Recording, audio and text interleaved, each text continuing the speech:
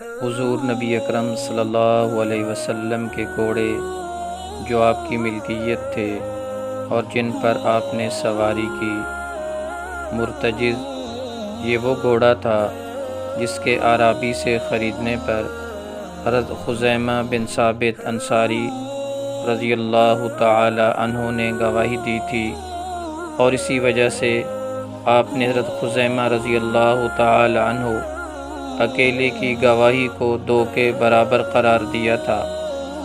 لحیف مصر کے بادشاہ مقوقس نے یہ گھوڑا حضور صلی اللہ علیہ وسلم کو ہدیہ دیا تھا۔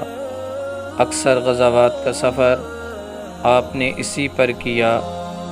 ورد تمیم داری رضی اللہ تعالی عنہ نے آپ کو یہ گھوڑا ہدیہ دیا تھا، پھر آپ نے حضرت عمر رضی اللہ تعالی عنہ کو ہدیہ دیا تھا۔ ثقب جس کو آپ خرید کر سب سے پہلے مالک ہوئے، اس کا نام زرس تھا، بدل کر آپ نے نام ثقب رکھ دیا۔ اس پر آپ نے جنگ میں سواری بھی کی۔